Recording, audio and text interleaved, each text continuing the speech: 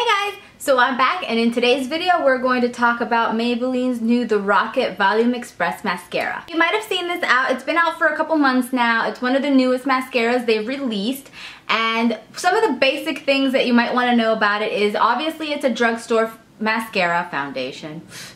Obviously it's a drugstore mascara, so it's going to be something that's really easy to access and find. It's not going to be something that you have to search high and low for. They have tons of these pretty much everywhere. And at approximately $5.99 each at most drugstores, the price is also really fair. Just to give you an idea of what I purchased, I bought it in the color Blackest Black, and I also purchased non-waterproof mascaras only because that's my preference. I prefer non-waterproof. I find waterproof mascaras to be a little too dry for my personal preference. So Maybelline claims that this mascara will give you 8 times more volume and loads of lash separation. And they're saying that it's because, you know, the formulation, and 2, because of their awesome new revolutionary brush. And since that seems to be the big selling point for this particular mascara, let's go ahead and talk about the brush first. So I'm going to open it up, and you're going to see that this looks really quite familiar if you happen to like CoverGirl Lash Blast Volume Mascara. It's basically a rubber wand, so right out of the bat, if you don't like rubber wands, you want to stay away from this mascara. It's not going to, you're going to basically hate it the whole time because you hate the brush. But it basically looks just like the CoverGirl Lash Blast Volume brush in the sense that it's a fat rubber brush with a blunt end. The main difference between these two brushes are the bristles, and I'm going to go ahead and show the bristles because I took a picture of the brush before I actually used the mascara. So you can see that it has loads and loads and loads of tiny little sharp bristles, and that's supposed to be the reason why you're going to get amazing lash separation from this product. But we all know that a mascara wand is only as fabulous as the formula that it's applying onto your lashes. So let's go ahead and talk a little bit about what I've experienced with this particular formula. When I first opened it up and I started to use it, I found that it was a little too wet for my personal liking. And the problem with that was that whenever I would try to build on coats, I felt like I was removing the coat before and applying just a brand new coat all over again. So I was having a hard time building up my mascara so that I could get the volume that I wanted. But after only a few days of using it, the formula started to dry out and it became a little bit more of a better consistency for me. So basically, not too wet, not too dry, kind of like Goldilocks.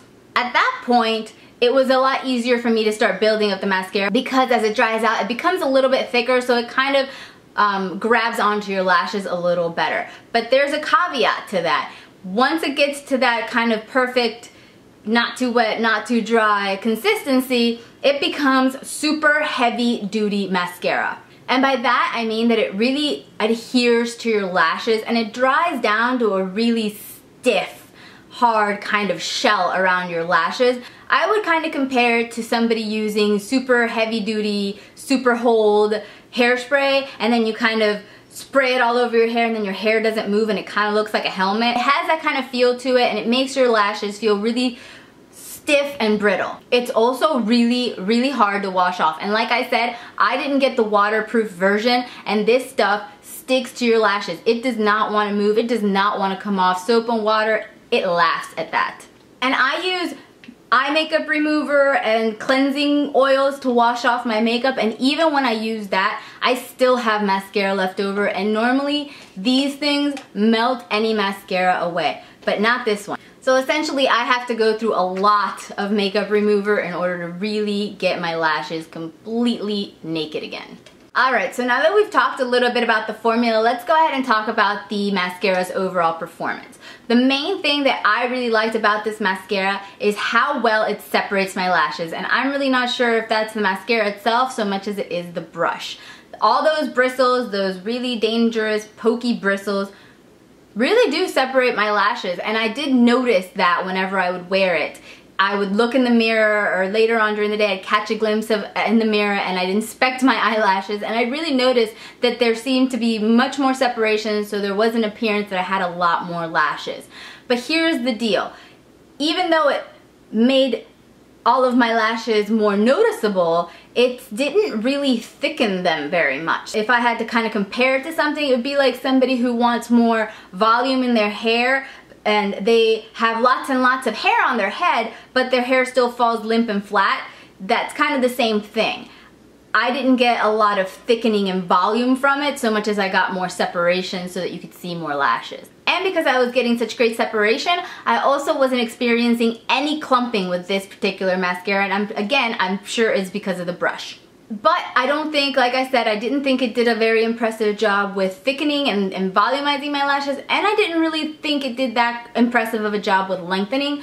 Not that it's supposed to, because this is a volumizing mascara, but I feel like CoverGirl Lash Blast Volume lengthens, separates, and volumizes all in one, and I felt like this really just separated. What you really won't experience with this also is any smudging or flaking, or so this mascara is here for the long run, and since I said it's really hard to wash it off, I mean, it's almost like it's welded onto your lashes. So it better not flake, it better not budge, and it better not move if it's not even going to move for soap and water and makeup remover. So if you worry about smudging or flaking, then you're at least safe with this. Overall, if I was to rate this mascara, I'd give it just a so-so. There are aspects of it that I really like the ability to really separate my lashes, and I like that it's affordable and easily accessible, as well as I like how dark it is. But other than that, I don't think it outperforms my CoverGirl Lash Blast Volume, as I've mentioned. So I don't know if I would necessarily run out to get another one of these, but I wouldn't outright say I would never buy it again. I think if I was in a pinch and they didn't have CoverGirl Lash Blast available, then I might grab this again and be alright with it until I could get another Lash Blast Volume in my hands, but it's certainly not my first choice. I think that if the formula thickened a little better and if it wasn't so difficult to wash off, I might like this a lot more. But since I'm only really getting a lot of great separation, then I think I like the brush on this mascara more than I really like the mascara itself.